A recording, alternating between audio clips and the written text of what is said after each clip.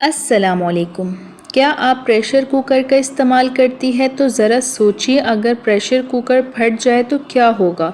जी हाँ, कुकर फटने से ना सिर्फ खाना ज़ाया होता है बल्कि जान का भी ख़तरा हो सकता है।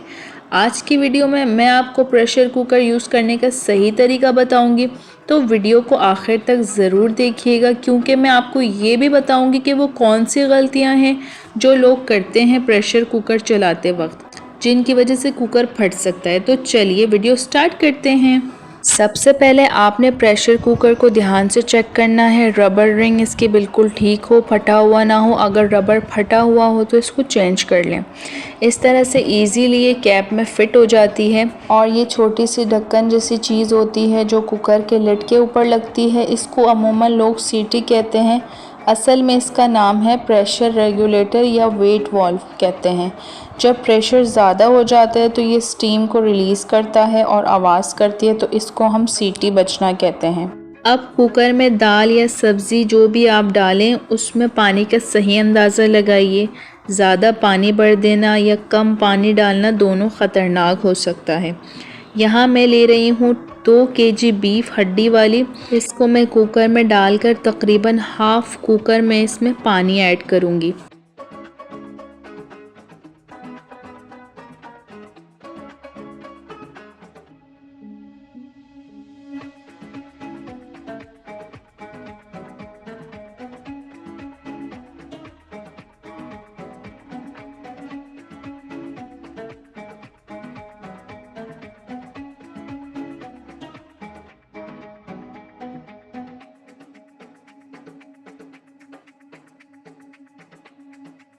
प्रेशर कुकर का ढक्कन बंद करना सही तरीके से सीखना बहुत ज़रूरी है, वरना ये या तो स्टीम लीक करेगी या प्रेशर कुकर डेंजरस हो सकता है।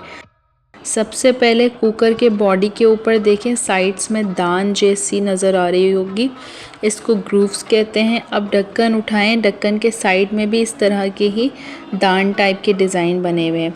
ढक्कन को इस तरह से रखिए कि दोनों के दांत एक दूसरे के अंदर फिट हो जाए। अब ढक्कन को हल्का सा लेफ़्ट साइड पे घुमाइए जब तक वो टाइट ना हो जाए। अब ये लॉक नहीं हो रहा तो इसको लॉक करने का सही तरीका ये कि जब लिड प्रॉपरली फिट हो जाए तो थोड़ा और ऊपर से प्रेस करेंगे और इस तरह से ये लॉक हो जाएगा। अच्छा, यहाँ पे मैंने आपको लॉक करने का सही तरीका बता दिया है। अब मैं क्या करती हूँ, जब भी बीफ बॉईल करती हूँ तो इस तरह से ऊपर से जाग निकाल लेती हूँ, फिर चूल्हे से हटा के लिड लगाती हूँ। कुछ लोग स्टार्ट में ही लगा लेते हैं, लेकिन मैं क्या करती हूँ, इस तरह से जाग निकाल के फिर मैं चूल्हे से हटा के कैप लगाती हूँ। आपकी मर्ज़ी है, आप अगर स्टार्ट में लेट लगाना चाहे तो। दाल वगैरह में मैं स्टार्ट में ही लेट लगा लेती हूँ क्योंकि इसमें जाग निकालना नहीं पड़ता है। तो जाग वगैरह मैंने निकाल लिया है, साथ में मैंने इसमें नमक भी ऐड किया है। अब लेट लगा के हम इसको लॉक कर लेंगे। इस मूवमेंट पे आपने बहुत एहतियात करना है। आप चाहे तो ग्लव्स वगैरह पहन के इसको चूल्हे से हटा के आप इसको टाइट कर सकते हैं लेट को, या फिर आप चूल्हा हल्का करके भी लेट लगा सकते हैं।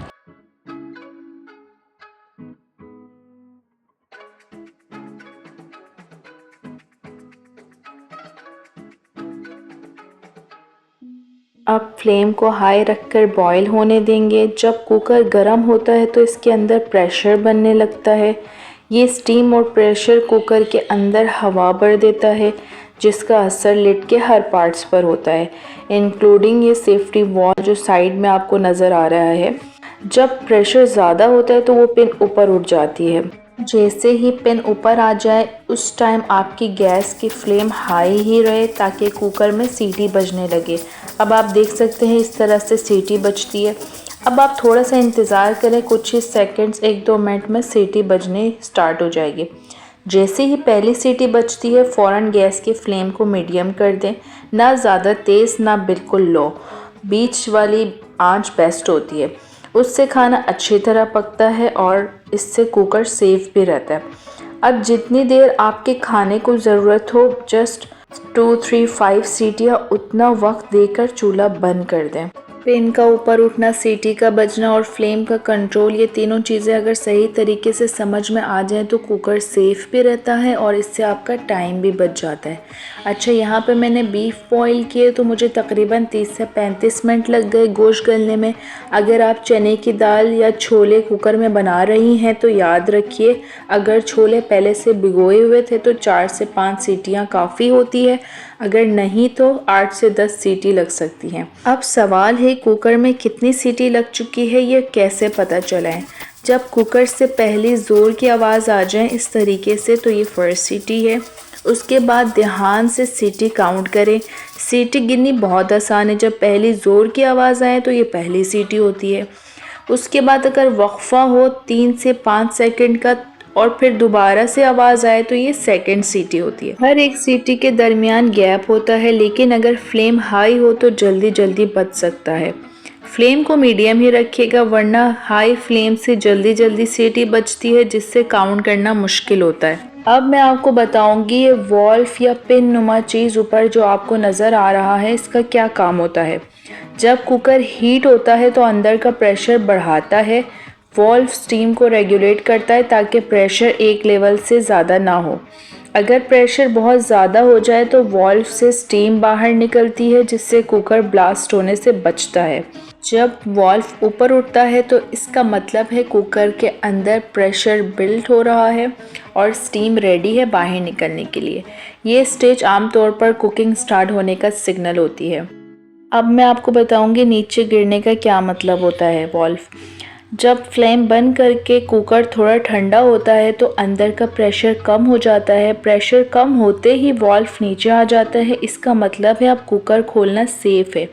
यहाँ पे मैं एक ज़रूरी बात ऐड करना चाहूँगी, कभी भी वॉल्व ऊपर हो और स्टीम बाहर आ रही हो तो कुकर ना खोलें, ये डेंजरस होता है। नीचे आने के बाद अगर हल्की स्टीम हो तो 1-2 मिनट वेट कर लीजिए, फिर आप ओपन कर सकते हैं। तो यहाँ पे 30 मिनट्स हो चुके हैं, कुकर मैंने हटा दिया है। अब मैं ठंडा होने का वेट करूँगी।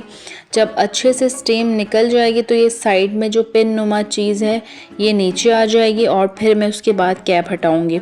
अच्छा, यहाँ पे अब मैं आपको बताती हूँ वो कौन सी गलतियाँ हैं जो लोग करते हैं प्रेशर कुकर यूज़ करते वक्त और जिनकी वजह से कुकर फट सकता है।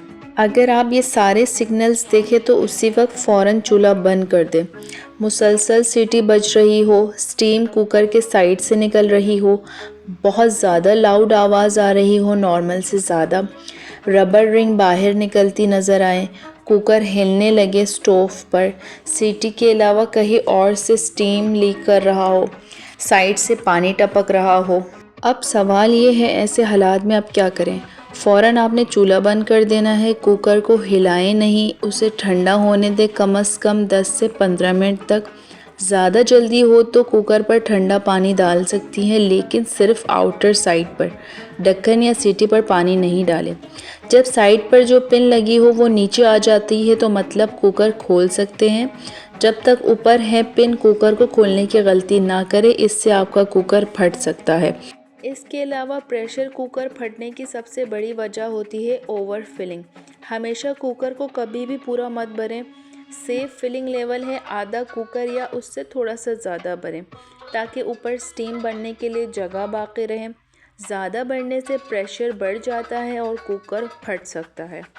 दूसरी बड़ी वजह होती है सीटी का ब्लॉक होना। ये तब होता है जब खाने के पार्टिकल्स या दाल वगैरह के दाने वॉल्व में अटक जाएं। अगर ऐसा हो जाए तो फ़ौरन चूल्हा बंद कर दें, कुकर को ठंडा होने दें, फिर सीटी को निकाल कर साफ़ कर लें। इन छोटी छोटी बातों को अगर ध्यान रखें तो कुकर सेफ़ भी रहेगा और आपका खाना भी परफेक्ट बनेगा।